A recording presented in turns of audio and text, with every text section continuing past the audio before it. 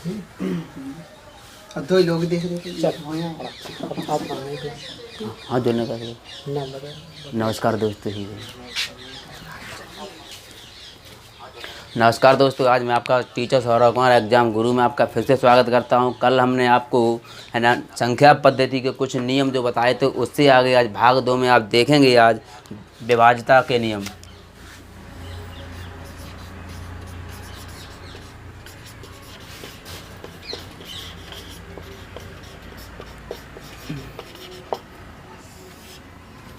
विभाज्यता के नियम देखें। आज आपका ये भाग 2 है। कल हमने भाग 1 में बता दिए थे।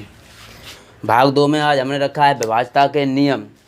इसको समझेंगे आज कैसे होते हैं विभाज्यता के नियम। सबसे पहले आप देखेंगे 2 से विभाज्यता आती है। 2 से विभाज्यता, 2 से विभाज्यता। भाई 2 से विभाज्यता का नियम मेरा कैसा होता है, वो जिन संख्याओं के इकाई के स्थान पर 0, 2, 4, 0, 2, 4, 6, 8 आए, जिन संख्याओं के इकाई के स्थान पर 0, 2, 4, 6, 8 आए तो वह संख्या हमारी 2 से पूर्णतः विभाजित हो जाएंगी। देख लिया एग्जाम्पल आपका दिया 24 हो सकता है, 848, 884, 960। यानी कहने का मतलब ये है जिन संख्याओं के इकाई के स्थान पर 0, 2, 4, 6, 8 आए तो वे संख्या हमारी 2 से पूर्णतः विभाजित हो जाती हैं। उसके बाद नेक्स्ट हमारा है 3 से विभाज्यता। 3 से विभाज्यता, 3 से विभाज्यता हमारी क्या होती है? 3 से विभाज्यता वह है यानी कि जिन संख्याओं के अंकों का योग, जिन संख्याओं के अंकों का योग, अंकों का योग 3 से पूर्णतः विभक्त हो, 3 से पूर्णतः विभक्त हो तो वे संख्या हमारी 3 से पूर्णतः विभक्त हो जाएंगी। जैसे 27 ले लेंगे, अगर इसका हम इसके अंकों का योग करेंगे 2 + 7, ये हमारा कितना हो गया? 9। अगर हम इसमें 3 का भाग देंगे, अगर ये संख्या पूरी कट गई तो ये हमारा कहने का 3 से विभाज्यता की जांच क्लियर हो जाएगी। तो यहाँ से क्या 3 त्रिकोणों हमने काट दिया, 3 बार आपका चला गया। आगे आप देख सकते हैं 135 को आप ले लीजिए। अगला एग्जाम्पल है 1, 3 और 5। इसके अंकों का अगर योग करेंगे तो हमारा योग हो रहा है 9। अगर इसमें 3 का भाग करेंगे तो ये संख्या हमारी 3 बार, कहने का मतलब पूर्णतः विभक्त हो गई है। पूर्णतः विभक्त हो गई कहने का मतलब ये संख्या हमारी 3 से विभाजित हो रही है। अगला नियम हमारा है 4 से विभाज्यता। 4 से विभाज्यता, 4 से विभाज्यता हमारी कैसी होती है? 4 से वे संख्याएं विभाजित होती हैं जिनके इकाई और दहाई के स्थान पर बनी संख्या, इकाई और दहाई, क्या है? इकाई और दहाई, इकाई और दहाई के स्थान पर बनी संख्या यदि हमारे 4 से विभक्त है, 4 से विभक्त है तो संख्या हमारी 4 से पूर्णतः विभक्त होगी।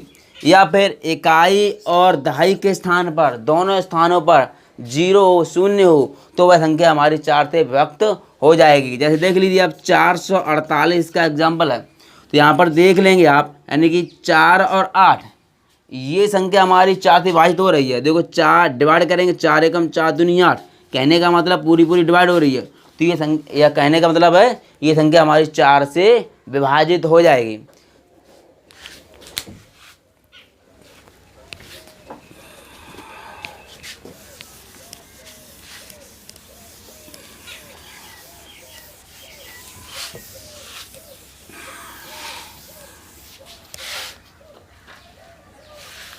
अगला हमारा है 5 से विभाज्यता।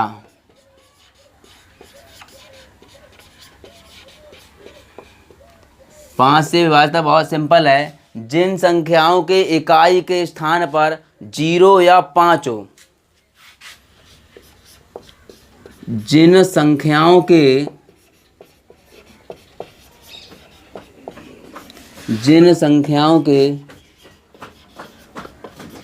इकाई के स्थान पर 0 या 5 हो तो वे संख्याएं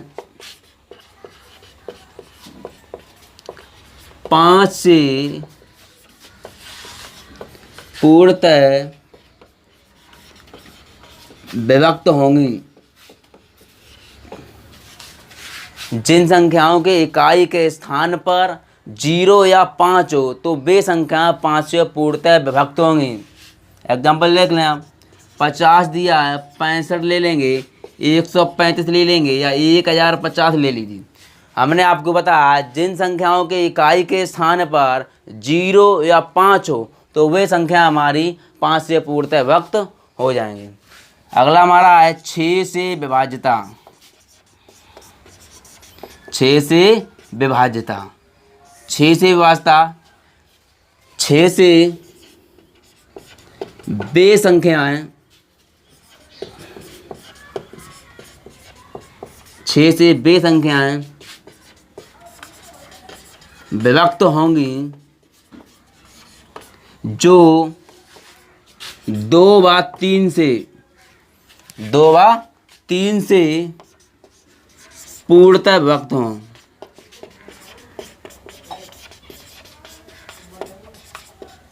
6 से वे संख्याएं विभक्त होंगी जो 2 व 3 से पूर्णतः विभक्त हों। देख लीजिए एग्जाम्पल इसका 24 है। 24 में अगर हमारा 2 का और 3 का अगर दोनों का भाग चला गया तो ये संख्या हमारी 6 से विभक्त हो जाएगी। देख लेंगे इधर, यहाँ पर हमने 2 लिखा और यहाँ पर 3 लिख दिया। 3 8 24 और 2 एकम 2, 2 दूनी 4। कहने का मतलब है 24 संख्या हमारी यानी कि 2 से और 3 से पूर्णतः विभक्त हो रही है तो ये हमारी 6 से विभक्त हो जाएगी। मैं 6 का भाग देके देखेंगे 6 चौकू 24। कहने का मतलब 4 बार चला गया यानी 6 से विभाज्यता का नियम यहाँ पर लग रहा। आगे देखेंगे हम 7 से विभाज्यता।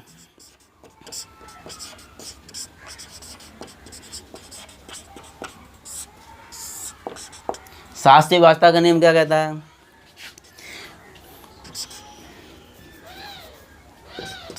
जिन संख्याओं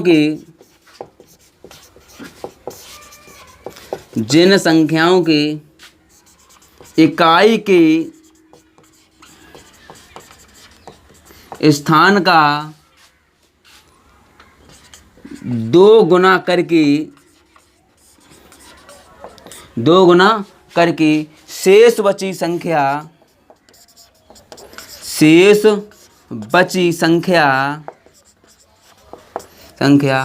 में से घटाने पर प्राप्त संख्या में 7 से विभक्त हो रही है तो वह संख्या 7 से विभक्त होगी। कहने का मतलब ये है यानी जिस संख्या के इकाई के स्थान का अगर हम 2 गुना करके शेष बची संख्या में से अगर घटा देंगे, जो शेष संख्या बचेगी उसमें से अगर 2 गुना करके घटा देंगे तो वह संख्या हमारी 7 से व्यक्त हो जाएगी। एग्जाम्पल आप देख लीजिए इसका, तो मैंने ले लिया 133 ले लिया 133 या इसके इकाई का स्थान ले लेंगे। इकाई का स्थान मेरा इसका कितना 3 है। 3 का अगर हम 2 गुना करेंगे, 3 का यदि हम 2 गुना करेंगे 3 दूनी हमारा 6 हो गया। 6 में से अब ये हमारी ये संख्या 13 रह गई। 13 में से अगर हम 6 घटा देंगे तो भाई मेरे पास 7 बचा। यदि हम 7 में 7 का भाग देंगे ये संख्या हमारी पूरी कट गई। कहने का मतलब हमने बताया था जिन संख्याओं के इकाई के स्थान संख्याओं के इकाई के स्थान का 2 गुना करके 2 गुना कर दिया, यहाँ पर मेरा 6 आ गया। 6। अब बची हुई संख्या ये 13 बच गई हमारी। ये 13 संख्या जो हमारी बची हुई है, इस संख्या में से इस वाली संख्या को हम घटा देंगे 6 को। 6 को घटाएंगे, बच्चे मेरे पास 7। अगर 7 में 7 का भाग गया तो हमारा पूरा पूरा घट गया। ये हमारा 7 से विभाज्यता का नियम ये यहाँ पर होगा। इसका दूसरा नियम और होता है 7 से विभाज्यता का, वो आप देख लें।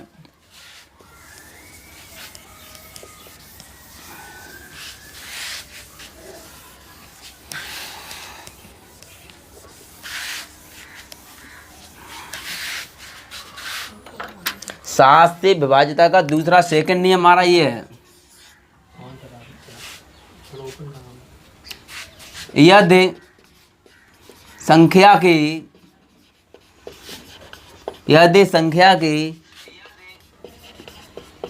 इकाई के स्थान का 5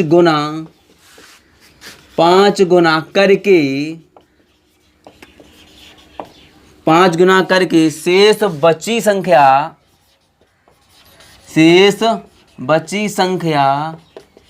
में से घटाने पर बची संख्या 7 से विभक्त है, तो वह संख्या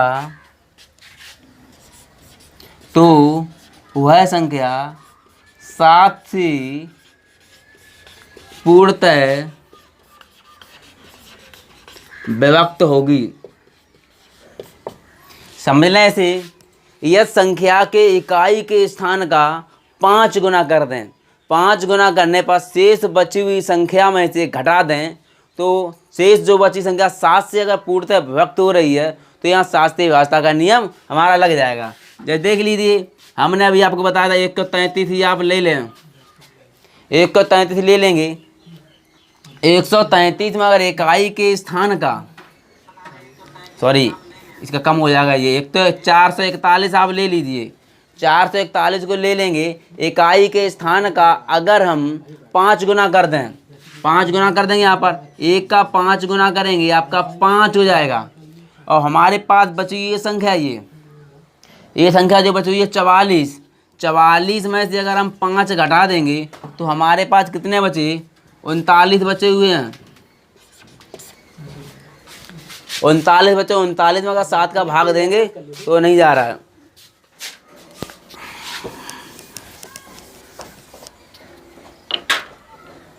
देख लें एग्जाम्पल इसका, 133 को ले लीजिए, इसका अगर हम भाग देंगे 3 का 5 गुना करेंगे, 5 3 15 हो गया, 15 में तक इसमें घटा देंगे,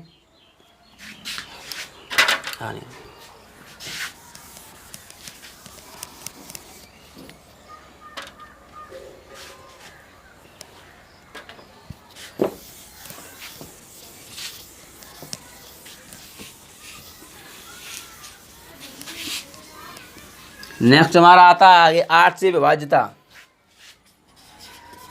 8 से विभाज्यता, 8 से विभाज्यता हमारी क्या होती है? 8 से विभाज्य हमारी वे संख्या होंगी, 8 से विभाज्य वे संख्याएं होंगी जिनकी इकाई और दाही और सैकड़ा, इकाई दहाई और सैकड़ा के स्थान पर, सैकड़ा के स्थान पर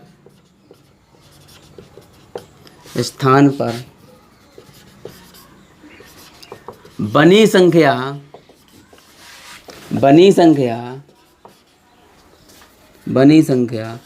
8 से विभक्त हो रही है, तो 8 से संख्या पूर्णतः पूर्णतः विभक्त होगी।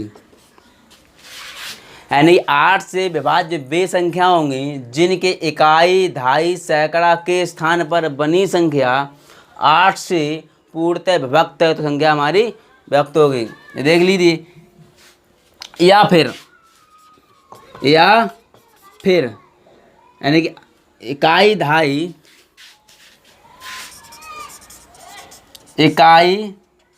दाही और सैकड़ा के स्थान पर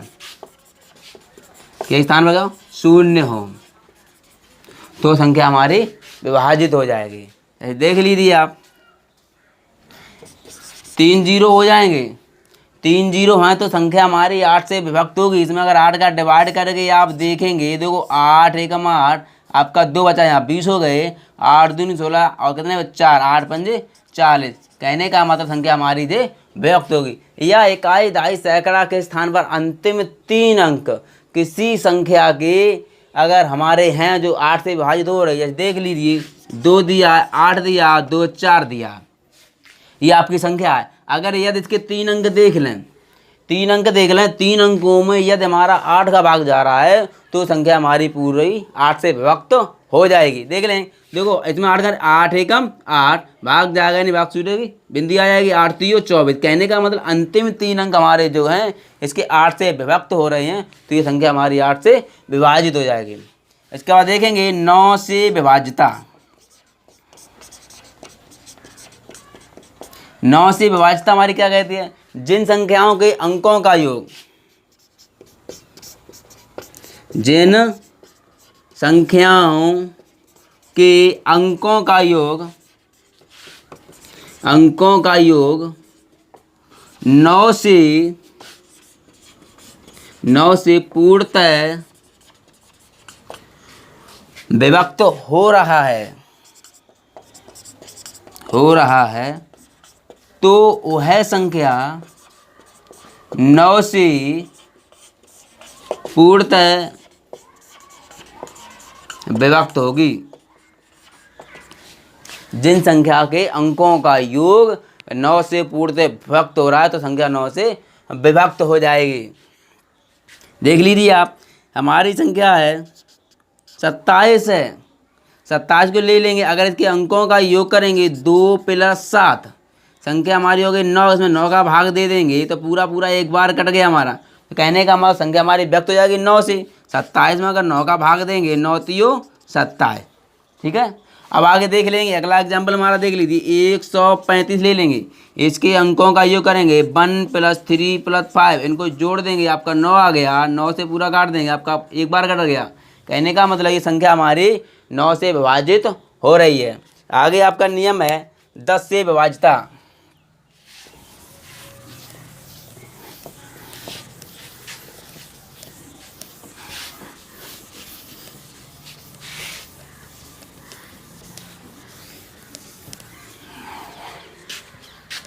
10 से विभाज्यता का नियम क्या है आप देख लेंगे।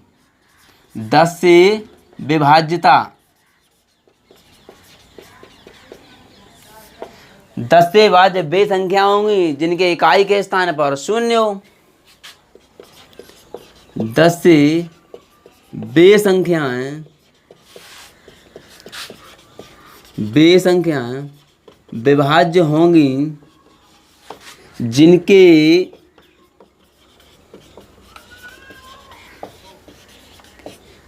इकाई के स्थान पर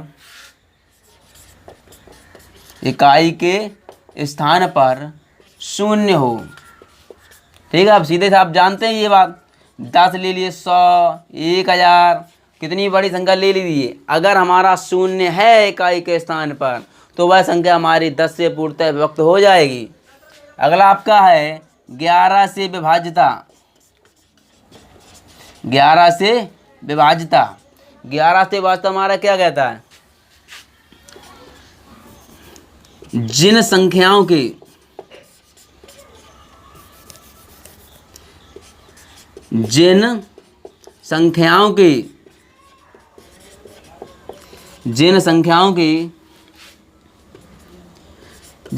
सम स्थानों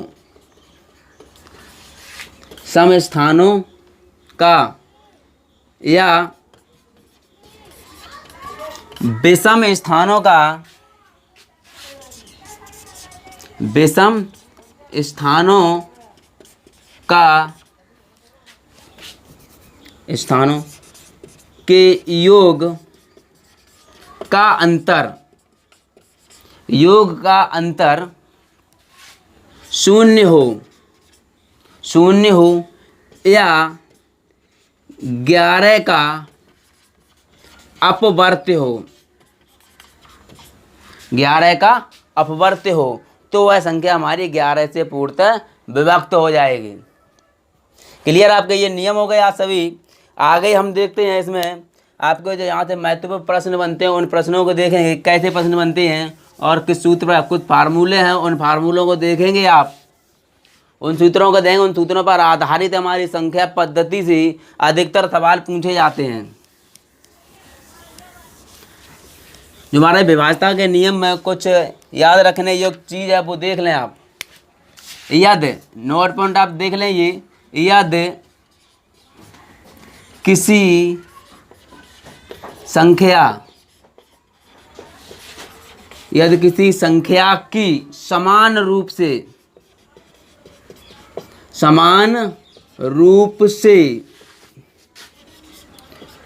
पुनरावृत्ति, समान रूप से पुनरावृत्ति 3 बार या 6 बार या फिर 9 बार डॉट डॉट डॉट हो, तो वे संख्याएं, तो वे संख्या हमारी यानी कि 3 से 37 से पूर्णतः विभक्त होंगी, पूर्णतः विभक्त होंगी। यदि किसी संख्या की पुनरावृत्ति समान रूप से 3 बार, 6 बार या 9 बार हो, तो वह संख्या हमारी 3 से और 37 से पूर्णतः विभक्त होंगी। ये व्यवस्था थे, नियम थे हमारे। अगर सवाल मिल जाए तो इनसे सवाल सारे हमारे हो जाएंगे। आगे देखते हैं यानी कि प्रथम प्राकृत संख्याओं का योग कैसे निकालेंगे, विषम संख्याओं का योग कैसे निकालेंगे, इनके वर्गों का योग कैसे निकालेंगे, इनके घनों का योग कैसे निकालेंगे संख्याओं को, वो आज आप देख लीजिए। इन पे कुछ आधारित सूत्र हैं हमारे, उन सूत्रों को आप देख लीजिए। पहला हमारा फार्मूला आपका है प्रथम n प्राकृत संख्याओं का योग। इन फार्मूलों को आप अपनी नोटबुक पर नोट कर लेना। प्रथम n प्राकृत संख्याओं का योग, इसका फार्मूला हमारा होता है n कोष्टक में n+1/2। हमारा फार्मूला होता है प्रथम n प्राकृत संख्याओं का योग होता है n कोष्टक में n+1/2। इस पे आधारित आप सवाल देख लीजिए, उदाहरण का देख लेंगे। उदाहरण से देख लिए 1 से लेकर 10 तक की प्राकृत संख्याओं का योग ज्ञात कीजिए।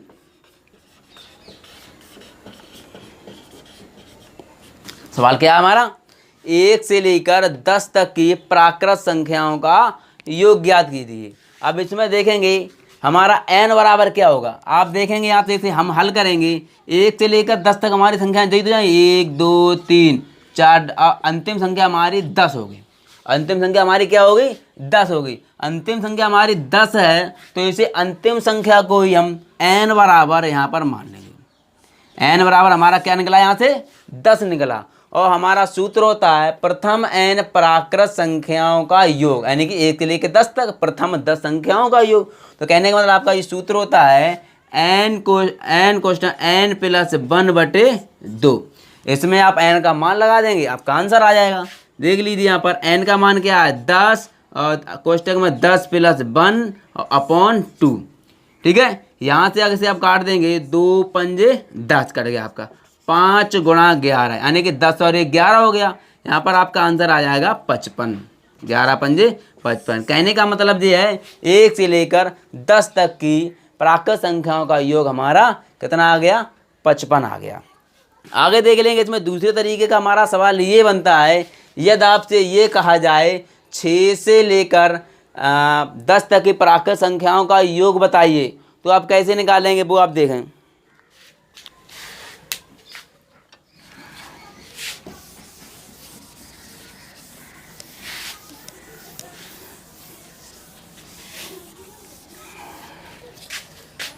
जैसे हमने आपसे पूछ लिया, अगला क्वेश्चन है ये कहा 6 से लेकर 10 तक की प्राकृत संख्याओं का योग ज्ञात कीजिए। हमने आपका सवाल बनाया अगला नेक्स्ट, इसमें से 6 से लेकर 10 तक की प्राकृत संख्याओं का योग ज्ञात कीजिए। क्या बोला, 6 से लेकर 10 तक। अभी हमने आपको बता दिया 1 से लेकर 10 तक की बता दिया, तो यानी कि लगातार वाले पूछ ली। अगर यदि आपसे बीच में से पूछ लिया जाए कि 6 से लेकर 10 तक, 6 से लेकर 10 तक की कैसे करेंगे, पहले तो हमें ये मालूम होना चाहिए 1 से लेकर 10 तक की पहले हम क्या निकालेंगे भाई, यहाँ से लें 1 और 2 और 3 और 4 5 6 7 8 और 9 और 10। हमसे यहाँ से लेकर यहाँ तक का पूछा गया, 6 से लेकर 10 तक। अब भाई जब तक हमें इनका नहीं मालूम होगा 1 से लेकर 5 तक की संख्याओं का, तब तक हम इसका नहीं निकाल सकते। 1 से लेकर 5 तक हमारा जब मालूम होगा, पहले हमें यहाँ से लेकर 1 से लेकर 10 तक से निकालेंगे, 1 से लेकर 10 तक की संख्याओं का योग निकालेंगे। उसमें से 6 से लेकर 10 तक की घटा देंगे तो हमारा बन जाएगा। देख लेंगे। अब भाई पहले तो आप 1 से लेकर 10 तक निकालेंगे, यहाँ से लेकर यहाँ तक, तो आपका यहाँ n बराबर हमारा 10 ले लिया जाएगा। ठीक, क्लियर है। और यहाँ से 6 से लेकर 10 तक निकालेंगे, 6 से लेकर 10 तक निकालेंगे तो हमारा यहाँ से क्या हो जाएगा, यहाँ पर कितनी संख्या है 1 2 3 4 5 हैं, तो यहाँ पर आपका 6 ले लिया जाएगा। तो यहाँ पर आपका सूत्र हमारा होता है n कोष्टक में n प्लस 1/2 माइनस ये क्या हो जाएगा n कोष्टक में n माइनस 1 प्लस 2। हमारा यहाँ पर 10 हो जाएगा, 10 प्लस 1/2 माइनस यहाँ पर आपका 6 हो गया, और कितना होगा 6 प्लस 1/2। हमारा ये हो गया, मान लगा दिया हमने, यहाँ से 6 ले लिया।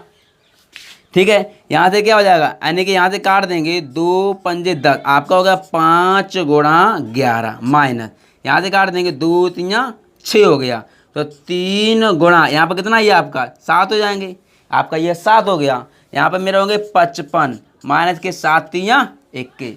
देखो यहाँ पर होगा 6 और 1 7, यहाँ पर 3 2 3 6 हमने काट दिए थे आपकी, तो यहाँ पर 21 हो, इसमें से घटा देंगे 4 बचा, अब 5 में से 2 गया 3 बचा, ये आपका आ गया।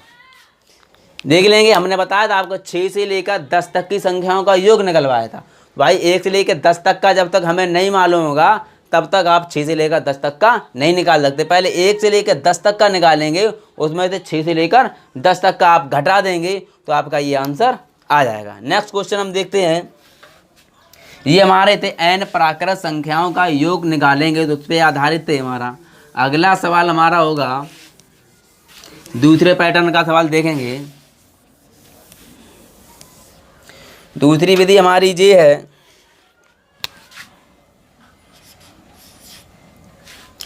यानी कि प्रथम n सम संख्याओं का योग कैसे निकालेंगे। प्रथम n सम संख्याओं का योग,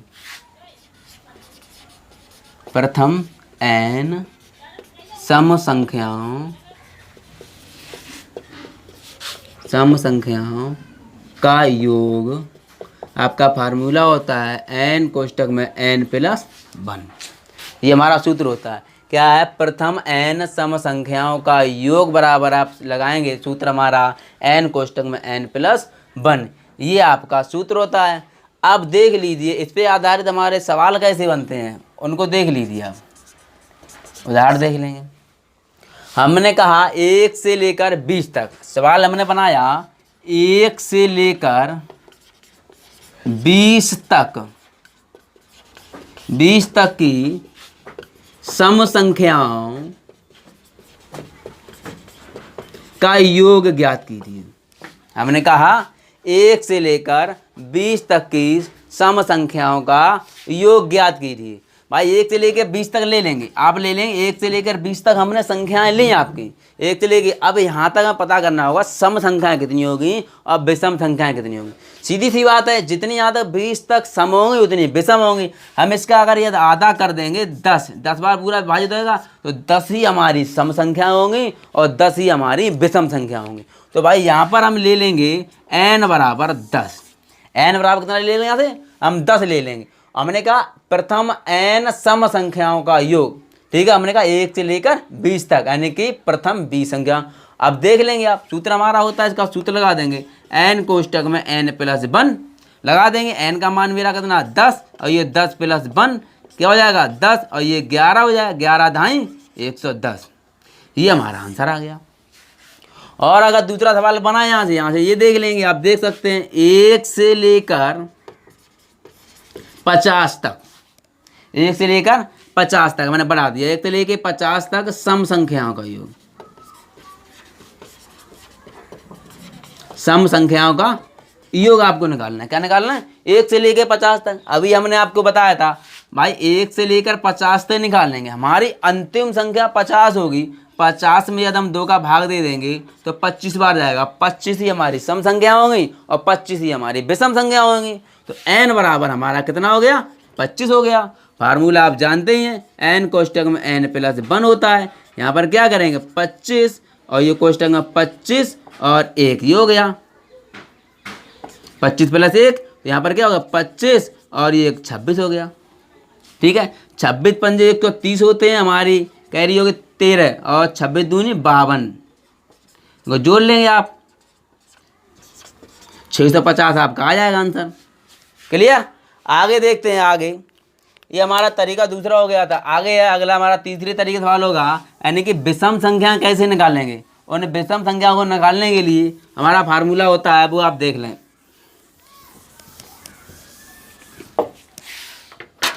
प्रथम n विषम संख्याओं का योग किस तरीके से निकालेंगे? तीसरे पैटर्न का सवाल है। प्रथम n विषम संख्याओं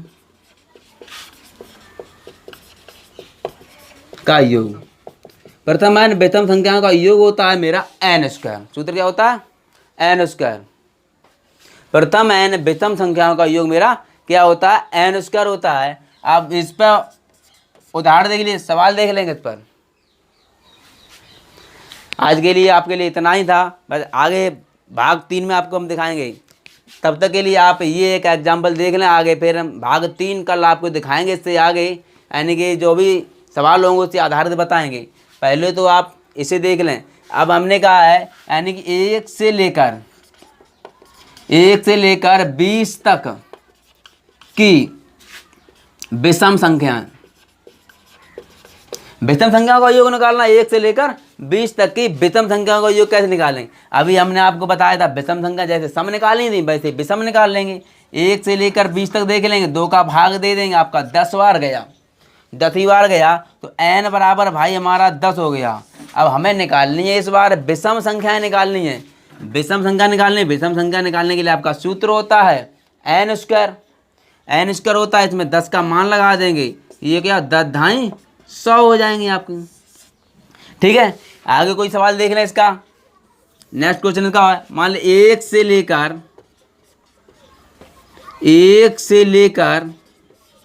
40 तक की विषम संख्याओं